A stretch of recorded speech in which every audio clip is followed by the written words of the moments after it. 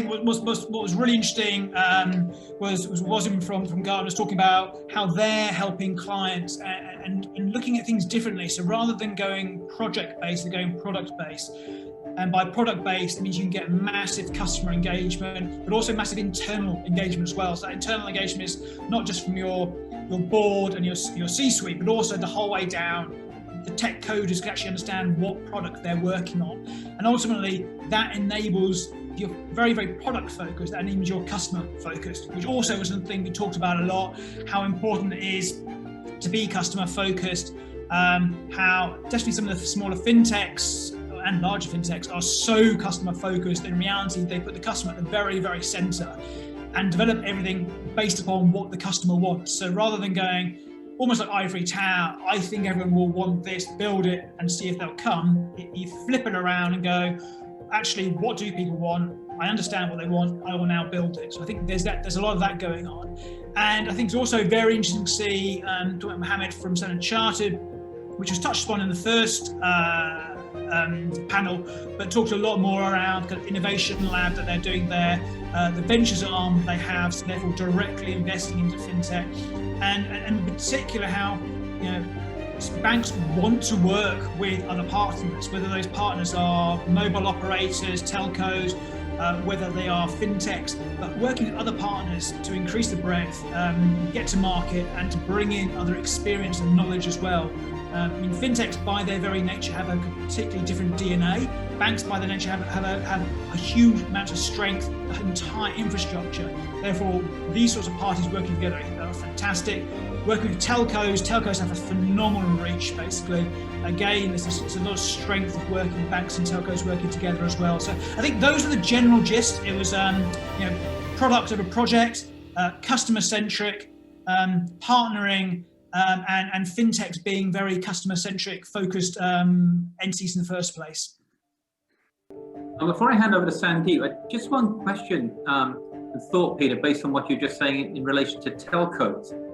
Do you think sometime in the future that given their digital footprint infrastructure, telcos could almost become a virtual bank in future, some of them potentially, if they wanted to diversify into that sector?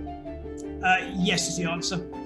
You just look at Saudi, STC Pay, they're basically moving on the way.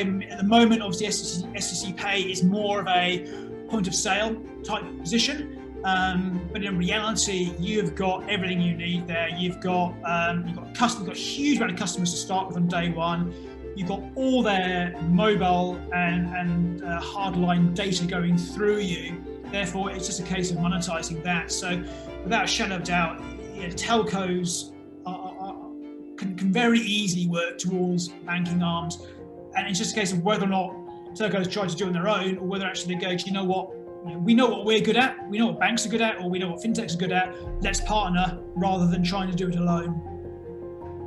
Okay, interesting. I could see sort of Mohammed Abdul Razak nodding there, sort of, and sort of almost agreeing with you to some extent.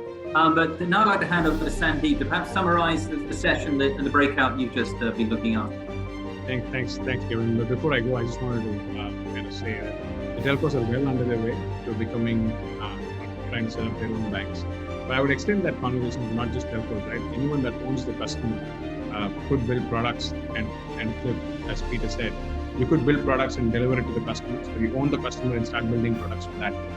I see that quite big a possibility. That's what I think the Apples of the world or the Ubers of the world, at least my experience of working with Grab Taxi in Singapore, that's exactly what they're trying to do. Right? They know the customer now. They want to build products for the customer using a banking license.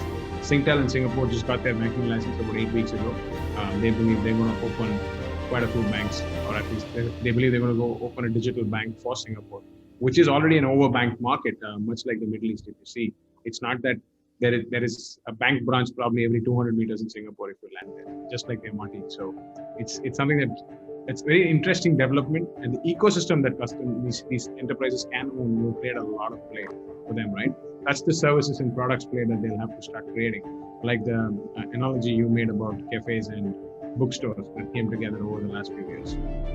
So in the session that we spoke about how brick and mortar banks could transform, because they really need to be on a transformation path to compete with the digital banks. yes, the digital banks aren't eating away their market share easily. It's not like the brick and mortar banks are going to just go under for the next 5 years or 6 years. They've been there for hundreds of years. They probably will continue to stay for long. But how do they morph and become relevant to the next generation of customers? Just like Mohammed was talking about the fact that the millennials probably aren't looking to the banks the same way we did in our generation, and it's probably going to change further as a newer demographic emerges. So first thing we said is the transformation journey is obviously not one size that fits all. There isn't a secret recipe that everybody can get into and get the transformation bandwagon running. The second part, I think the biggest challenge that we've faced or we've seen, and we all agreed on that conversation, is how do you transform from within? Because you can have a nice facade, you can masquerade as to someone else, and you can masquerade as a digital bank. The reality is, how do you transform the culture from within to act like a product company? Just what Peter mentioned about, because the new digital natives are real product companies. They build products which are agnostic and they understand customers as well. So they're able to tie that bridge really well. The banks never build products like that, right? They build products around regulation, they build products for safety, trust, and etc. But they really need to start thinking on that line. That's the second point that I would summarize. And the third part, obviously, is to bring in some of the new age thinking around content, UX, which I think is now table stakes for every bank.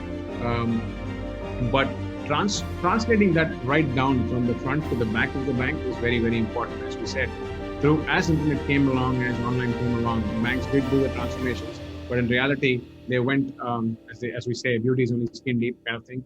They only really went as much as the skin. They really didn't go to their core, to their heart, and make the relevant changes that causes them to really flip the way they work as brick and mortar banks, making the jump to become a truly digital bank. So that's what I would summarize this session as. And yep, thanks to Rick, Mohammed, and Sylvania for sharing their thoughts as we went along that conversation.